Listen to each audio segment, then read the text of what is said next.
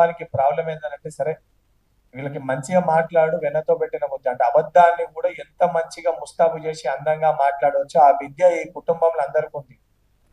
ఆ విద్యతోటి ఏది చేసినా నడుస్తుంది అని చెప్పని అనుకుంటారు.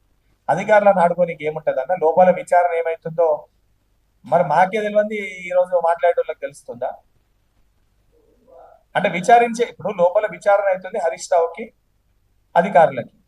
అధికారులను నువ్వే తిట్టబట్టే హరీష్ రావు గారు బయటికి రానే రాలే. మరి లోపల జరిగిన విచారణ మీకెట్లా తెలిసింది?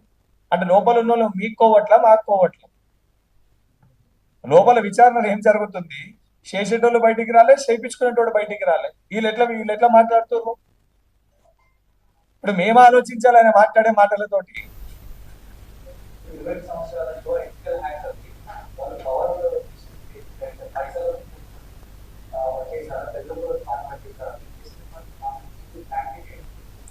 ఇప్పుడు నేను ఇంత క్లియర్ గా ఎథికల్ హ్యాకర్ 21 ఇయర్స్ ఏజ్ అంటే ఆ రోజు వాళ్ళు పంపించినప్పుడు అబ్బాయి పేరు కూడా టీ తోటి స్టార్ట్ అవుతుంది. లేదు కాకపోతే కాదని చెప్పి నేను బయటకు వచ్చి చెప్పమని చెప్పారు. లేదు పంపకపోతే పంపలేదని చెప్పి చెప్పమని చెప్పండి. ఇన్వెస్టిగేషన్ అయినప్పుడు 100% అది కూడా బయటకు వస్తుంది. ఎవరిని పంపిర్రు, ఎట్లా పంపిర్రు అనేది తెలుస్తుంది. అండ్ ఇది కూడా ఎందుకనంటే బయట సర్కిల్స్ లో పోయిన అబ్బాయి ఆయన ఇబ్బంది పడతాడని చెప్పి ఏదో వేరే చోటుకెళ్ళి నాకున్న అవగాహనతోటి చాలా క్లియర్ గా నేను ఏజ్ మెన్షన్ చేసిన, అబ్బాయి స్టార్టింగ్ లెటర్ మెన్షన్ చేసిన, బయట దేశాలకు పంపించిన ప్రభుత్వ నిధులతో మెన్షన్ చేసిన.